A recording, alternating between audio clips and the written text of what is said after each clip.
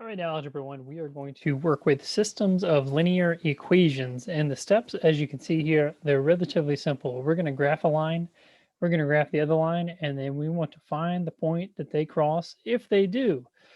Um, so let's just review here. We're in slope-intercept form, so I'll take this guy here. I'm going to start with -3, and it looks to be right there. And I'm going to go up 2, 1, 2, and over 1, 1, 2, over 1. So I might just continue that 1, 2, over 1, just so I can see a nice straight line out of these points. I'll try and sketch that in the best I can here, freehand. And then I'll grab my other line, -1, and that has a slope of 1, up 1, over 1, up 1, over 1, up 1, over 1. So I already found the point that they cross, but I'm going to go ahead and sketch this on here so I can see these two lines. So I had a slope of 1 and a slope of 2. So I know at some point they should cross. All right, so this ordered pair is what we're after, and that is 1, 2, and up 1, right? 2, up 1, so 2, 1. And what that means is if I plug that in here, 2, 2 minus 3, I should get 1, and 2 minus 1, I should get 1, right? X value, Y value. 4 minus 3 is 1, 2 minus 1 is 1, so they do check out as well. So trying to get an idea, the graph representation, how it is the same as the equation. All right, so that's a grand idea. Here are the three things that can happen.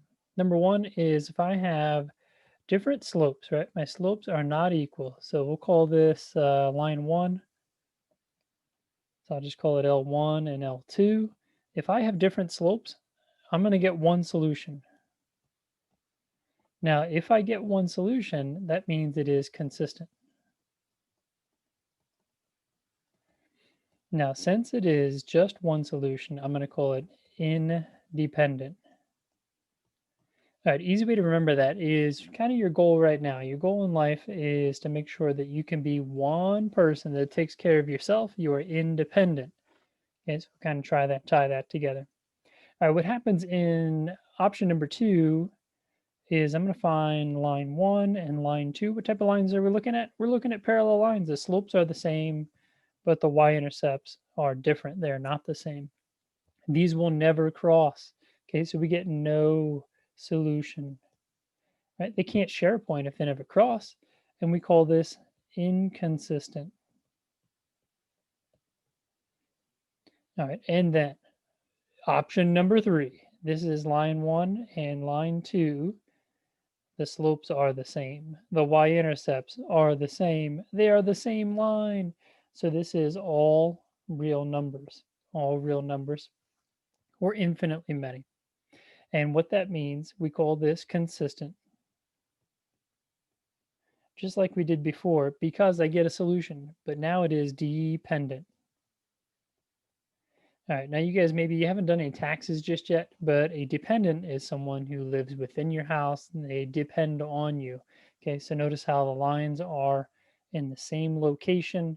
Okay, so it's kind of the idea. I know it's a little bit of a stretch, unless you start asking your parents a little bit about dependent situations, but you understand what something is dependent upon someone else. You understand what that means. So here's the vocab, all those different things. And way up here, if you're in my class, there's a Quizlet in there that goes through some of that vocab, so you can practice that. So vocab, right? You got to treat it like you would English class or history or wherever else you get English vocab stuff there. Okay, let's try it again. We're going to graph -2. I'm going to go 1, 2, 3, rise 3, run 1, 1, 2, 3. And you're probably saying, all year he never did this before. But you know what? I just think it's helpful to extend that out because we are looking for a point where they cross. I think there's a line tool in here somewhere, but we'll figure it out. All right, -6 and then down 1, -6, down 1 and over 1. So I notice it's going to go back over here. Give me one more point to try and make that nice straight line. There we go. So what's the ordered pair? It's -1 because it went left 1, -5. So that's my actual solution. What do we call it? It's called consistent and it's called independent because it is just one solution, right? Consistent means we get a solution. Independent means we get one. And what is it? It's -1, -5. I could plug them in here for x's and find out that we get -5 for both the equations, but not required. All right, so notice a lot of these are going to be in slope-intercept form, so hopefully that makes you a little bit happier. But I'm going to start to mix them up here shortly. So here we go, 2, slope of 1. All right, so I'm just going to run this out a little bit in both directions, just so we can get a nice straight line.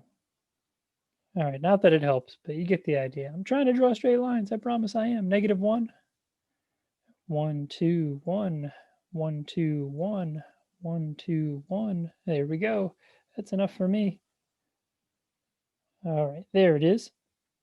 All right, so I'm going to get a solution. It's consistent. It's independent again.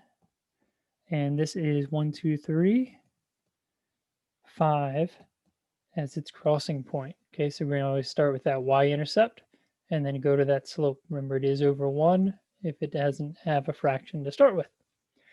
All right, so like I said, I can start to mess with the equations. This is the only way to make this more difficult. So I'm going to do the normal one up top here. -1, 2, 1, 2, 2, 1.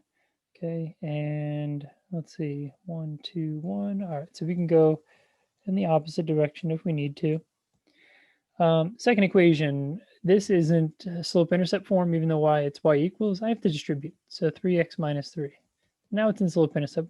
So we're going to start at -3. We're going to go 1, 2, 3 over 1, 1, 2, 3 over 1. So there I found my point. And that's kind of a straight line. Here we go, 2, 3 is the ordered pair, right? 2, 3. And that means it is consistent, independent, because we just got that one solution again. All right, let's see here. Top equation, that's kind of a mess. It's really close to being y equals. So what I'm going to do is add y to the other side. So it says y equals 3x. So I'm going to start at 0, 0, because it's like having plus 0. We're going to go 1, 2, 3, rise 3, run 1. Same thing in the other direction. And I'm going to just throw a little line on here. If I have to extend that to find out exactly the point, I'll do that in a minute. My y value, my y-intercept is 5. My x-intercept, okay, 2x equals 5. So that's 2.5. 2.5. All right, so if I connect these 2 points, all right, we're going to see that we're right on that really nice 1, 3. Okay, so we start seeing here that we're going to have a mixture of how the equations are. Certainly, if you want to rearrange the equation, both into slope-intercept form, you could, but notice that's just going to take up more time, and our task here is to find that solution. Okay, so vocab again, consistent, independent as we move along. All right, getting to the idea that you guys will have a standardized test at the end of this year, I want to make sure we have this thing on here as well. It is in slope-intercept form. It's just written backwards. This is b, and this is mx over here. So I'm going to start at 8. The slope is -1.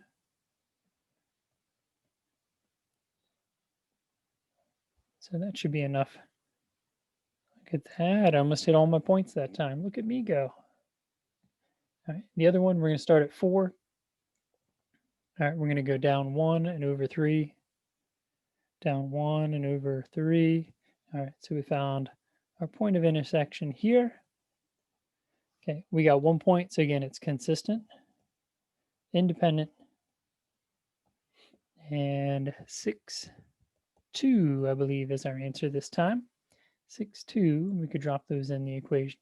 We're going to get to the point this year in this chapter where we want to deal with writing a system of equations and then trying to find out what's going on here. So let me see what we have.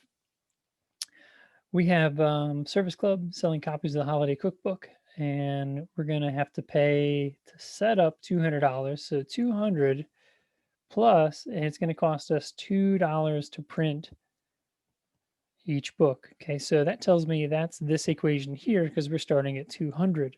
Now we're going to sell them at $6 a piece.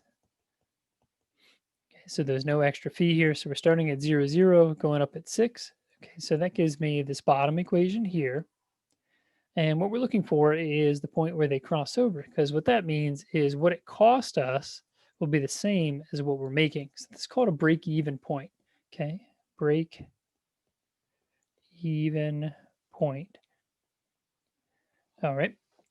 So that means number of cookbooks is 50 and 300, 50, 300. So in this type of question, when you see it on a standardized test, it might actually give you all of this information and it'll say, how many cookbooks do you have to sell to break even? Well, if that's the case, it's 50 cookbooks. If it's how much money do you have to be able to run this project, then it happens to be $300.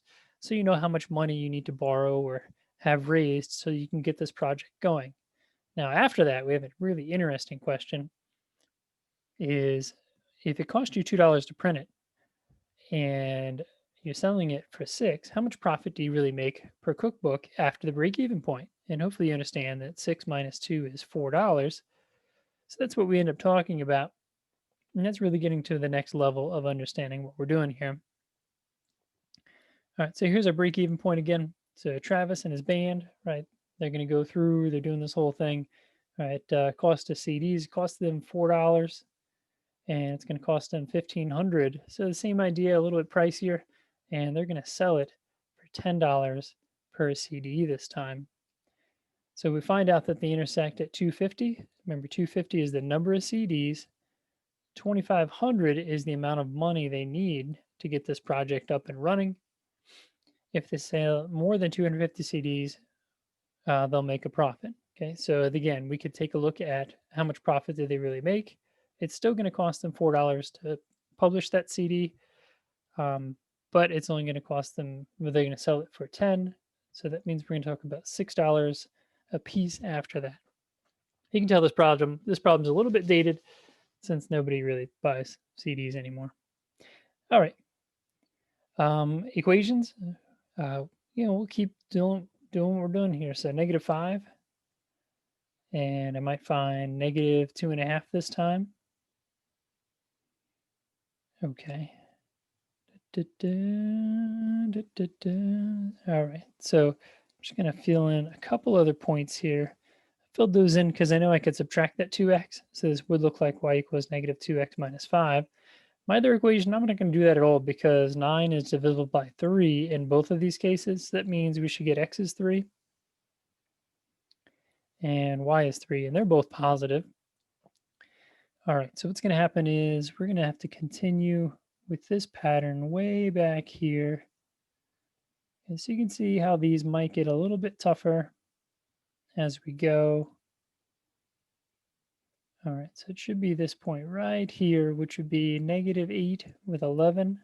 All right, so it's not so nice when it doesn't fit on the graph, but we can figure it out. So I'll make sure that you can make your background into graph paper, so we can always extend this as much as we need to. But again, just working at a standard form, that was the idea. All right, let's see. I think we got one more, and then an exit pass for my students to work that out.